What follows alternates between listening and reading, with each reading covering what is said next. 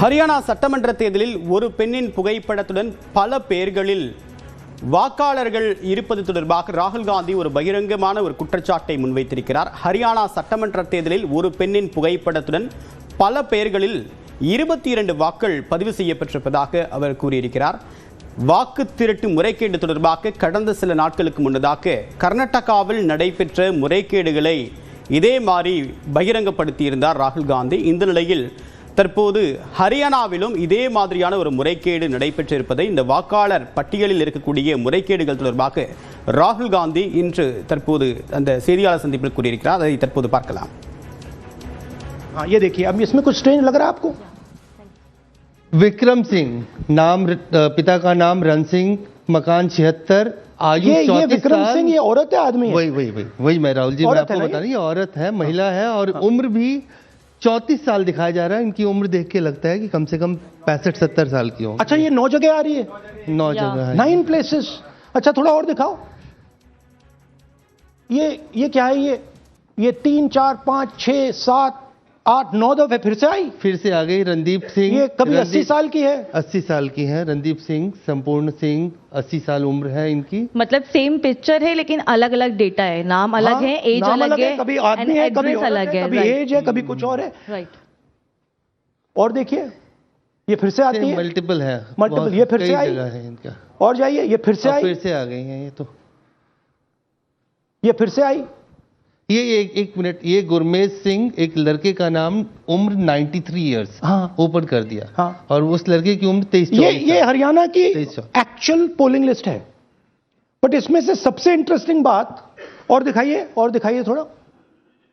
Show more. Keep going.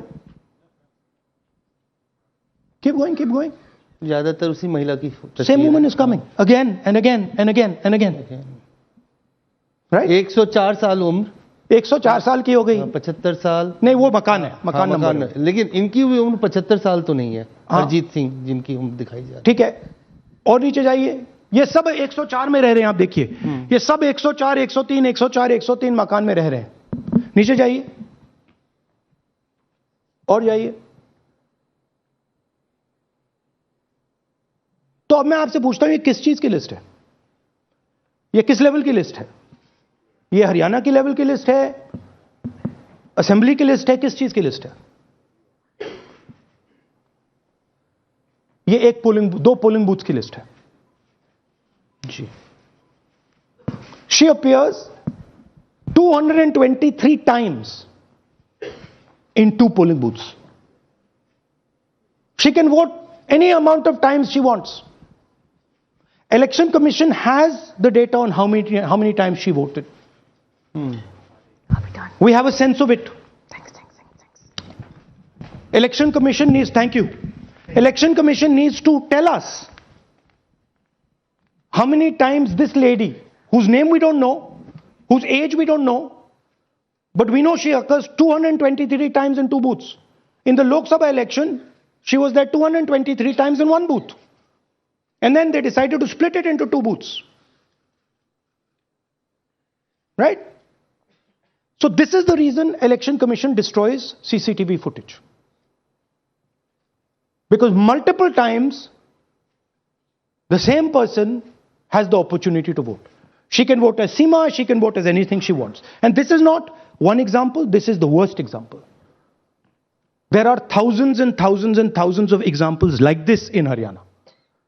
200 votes, 50 votes, 100 votes, 150 votes. Anybody can go and vote. Why are they doing it? Because they want to create space. And what is the proof they're doing it? They're destroying CCTV records. If we ask for CCTV records of this booth, we will know 100% what happened in this booth. ஹரியானாவில் 5.21 லட்சம் போலி வாக்காளர்கள் உள்ளதாக ராகுல் காந்தி குற்றம் சாட்டியிருக்கிறார். விவரங்களோடு நிகழ்ச்சிய சிறப்பு செய்தியாளர் மிகிலன். ராகுல் காந்தியுடைய இந்த குற்றச்சாட்டில் என்னென்ன விஷயங்களை குறிப்பிடுறாரு? தேவா, தற்போது காங்கிரஸ் மீண்டும், அதாவது எலெக்ஷன் கமிஷன் எவ்வாறெல்லாம் போலி வாக்காளர்களை சேர்த்து இருக்கிறது என்ற ஒரு குற்றச்சாட்டை முன்வைத்து இன்றும் அவர் பல்வேறு ஆவணங்களை வெளியிட்டு வருகிறார். மிக முக்கியமாக இந்த சுமார் அரை மணி நேரத்திற்கு மேன்பாக நடைபெற்று வரக்கூடிய இந்த பத்திரிகையாளர் சந்திப்பில் ராகுல் காந்தி குறிப்பிடுவது, ஹரியானாவில் மட்டும் சுமார் 2 கோடி வாக்காளர்கள் உள்ளனர், அதில் 25 லட்சம் போலி வாக்காளர்கள் இணைக்கப்பட்டிருப்பதாக அவர் ஒரு தகவலை குறிப்பிட்டிருக்கிறார். அதாவது 100% இருக்கக்கூடிய அந்த ஹரியானா வாக்காளர்கள் பட்டியலில் 12.5% போலி வாக்காளர்கள் என்றும் அவர் குறிப்பிட்டிருக்கிறார். மிக முக்கியமாக இந்த வாக்காளர் பட்டியல்களில் போலியான புகைப்படங்கள் இருக்கின்றன. ஒரு வாக்காளர் சுமார் 100 முறை, அதாவது அவரது பெயரே சுமார் 100 முறை உள்ளது, மற்றவரின் பெயரானது 200 முறை, 150 முறை என பல நூறு முறை ஒரு நபரின் பெயரே அந்த வாக்காளர் பட்டியலில் பல இடங்களில் இடம் பெற்றிருப்பதாக அவர் தெரிவித்திருக்கிறார். அதே போல இது போன்று, அதாவது தான் ஒரு நபரையோ அல்லது ஒரு வாக்காளரையோ நான் குறிப்பிடவில்லை, இது போன்று பல்லாயிரக்கணக்கான, ஏற்கனவே நான் சொல்வதுபடி சுமார் பல்லாயிரக்கணக்கானோர் போலி வாக்காளர்களாக சேர்க்கப்பட்டு அவர்கள் 100 முறை, குறைந்தது 100-200 முறை அவர்கள் வாக்கு அளித்திருப்பதாக ராகுல் காந்தி தற்போது குற்றம் சாட்டியிருக்கிறார். மிக முக்கியமாக இதை அவர், அதாவது ஆதாரப்பூர்வமாக நிரூபித்திருப்பதாகவும், அதே போல இந்த வாக்குச்சாவடிகளில் சிசிடிவி இருக்கும்போது, அதாவது சிசிடிவி அந்த புட்டேஜ்கள் கிடைக்கும் பட்சத்தில் இந்த குற்றச்சாட்டானது தெல்ல தெளிவாக உண்மைக்காக, அதாவது உண்மை என்று நம்மால் புரிந்து கொள்ள முடியும் என்று ராகுல் காந்தி ஒரு கோரிக்கை, ஒரு கருத்தை அவர் தெரிவித்திருக்கிறார். அதே போல தேர்தல் ஆணையமானது இந்த சிசிடிவி காட்சிகளை வெளிக்கொண்டு வர வேண்டும். அதாவது ராகுல் காந்தி குற்றச்சாட்டுகளை வைக்கக்கூடிய அந்த வாக்குச்சாவடிகளில் நடந்த அந்த வாக்குப்பதிவு தொடர்பான அந்த சிசிடிவி காட்சிகளை அவர்கள் வெளிக்கொண்டு வரும்போது இது தொடர்பான, அதாவது தான் வைக்கக்கூடிய குற்றச்சாட்டுகள் உண்மை என புரியும் அவர்கள் என்று அவர் தெரிவிக்கிறார். அதே போல சுமார் 99,000 இன்வாலிட் அட்ரஸ், அதாவது போலி முகவரிகளில் இந்த வாக்காளர்களானது பதிவு செய்யப்பட்டிருப்பதாக அவர் தெரிவிக்கிறார். தேவா,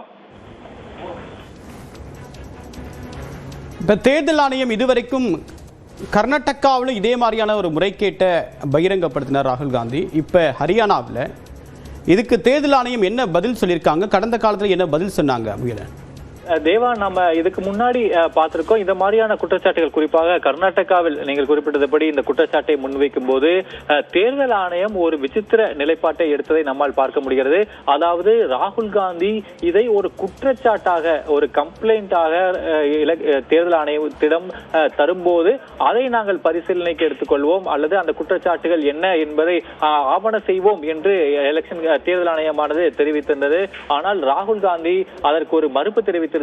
நான் ஏற்கனவே ஆதாரத்துடன் எவ்வாறெல்லாம் இந்த முறைகேடுகளானது நடைபெற்றிருக்கிறது என்று என்னால் நான் நிரூபித்திருக்கிறேன். இதை தேர்தல் ஆணையம் தான் முன்வந்து இதை விசாரிக்க வேண்டும். தானாக நானோ அல்லது காங்கிரஸோ முன்வந்து இந்த குற்றச்சாட்டு அல்லது ஒரு புகாரை வழங்க மாட்டோம் என்று ஒரு முடிவையும் எடுத்திருந்தால், ஆனால் அதாவது தேர்தல் ஆணையமும் தனது நிலைப்பாட்டில் மாற்றிக்கொள்ளவில்லை. ராகுல் காந்தி, காங்கிரஸோ அல்லது ராகுல் காந்தி இந்த புகாரை வழங்க மாட்டோம், தேர்தல் ஆணையமே இது தொடர்பான அந்த நிலை, அந்த புகாரை அவர்கள் ஆவண செய்ய வேண்டும் என்று அவர் குறிப்பிட்டிருந்தார். இந்த முறை தேர்தல் ஆணையமானது என்ன செய்ய போகிறது என்பதை நம்மால் பார்க்க வேண்டும். ஏனென்றால் கர்நாடகாவில் முன்வைத்த புகாரை விட இது பல மடங்கு இருப்பதை நம்மால் பார்க்க முடிகிறது. ஏனென்றால் ராகுல் காந்தி ஹரியானாவில் இருக்கக்கூடிய மொத்த வாக்காளர்களில் சுமார் 12.5% போலி வாக்காளர்கள் இணைக்கப்பட்டிருப்பதாக அவர் தற்போது ஒரு ஆதாரத்துடன் அவர் தெரிவித்திருக்கிறார். தேவா, இதில் நாம் முக்கியமாக கருத்தில் கொள்ள வேண்டியது, கடந்த முறையாக இருக்கட்டும் அல்லது இந்த முறையாக, அதாவது கர்நாடகாவா இருக்கட்டும் அல்லது ஹரியானாவா இருக்கட்டும், ராகுல் காந்தி குறிப்பிடக்கூடிய ஒரு மிக முக்கியமான விஷயம், அதாவது இந்த தரவுகள், ராகுல் காந்தி அந்த திரையில் காண்பிக்கக்கூடிய அந்த தரவுகள் என்பது காங்கிரஸால் உருவாக்கப்பட்டதல்ல, இது தேர்தல் ஆணையத்திலிருந்து எடுக்கப்பட்ட தரவுகளே. அது தேர்தல் ஆணையத்தின் இருந்து எடுக்கப்பட்ட அந்த தரவுகளை வைத்துதான் இந்த முறைகேடை தான் வெளிக்கொண்டிருப்பதாக ராகுல் காந்தி தெரிவித்திருக்கிறார். இந்த முறையும் இந்த தரவுகள் அனைத்துமே தேர்தல் ஆணையத்தின் அந்த வெப்சைட் இணையதளத்திலிருந்து எடுக்கப்பட்டது என்று ராகுல் காந்தி தெரிவித்திருக்கிறார். இதற்குமே தேர்தல் ஆணையமானது ஒரு மறுப்பு தெரிவித்திருந்ததை நம்மால் பார்க்க முடிகிறது.